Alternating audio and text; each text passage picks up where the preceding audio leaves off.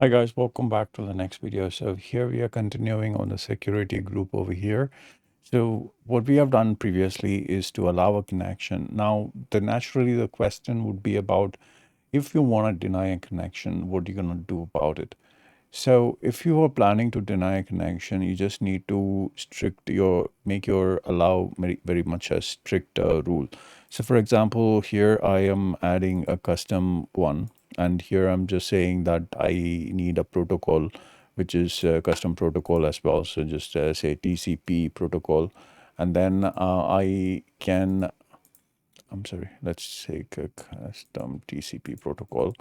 And here I'm giving a port number called 2525 port number. So I want to deny connections to a specific group of people, and I want to enable connection to a specific group of people. So as I told you earlier, you can actually do that as part of your security group.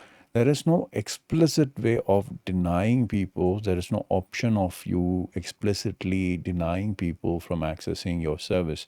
But what you can do is like you can specify who can access it, and rest of them will be denied by default. So you don't really have to mention a denied list over here, because if those people are not part of your particular IP address list over here, they will be denied by default. So there may be a tricky question.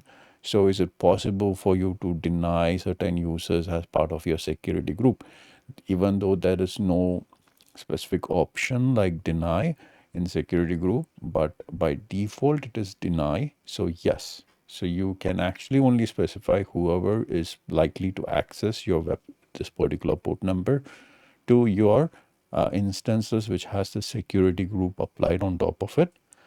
So the rest of the people will be naturally denied. So this is the answer. Okay, so this is how they may ask you in terms of question. So you define a rule which allows or denies specific IP address, protocols, and port ranges. Okay, security groups are stateful, meaning the traffic is allowed in, the corresponding outbound traffic is automatically allowed. So that's what stateful is basically. So what this means, let me rephrase this one more time.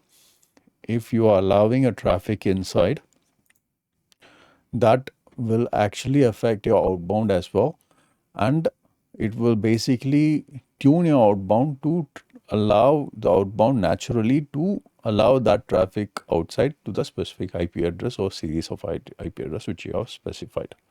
By default, outbound rules are going to be anywhere. So the server can communicate to anywhere. They can see that the default outbound rule is allow connections anywhere.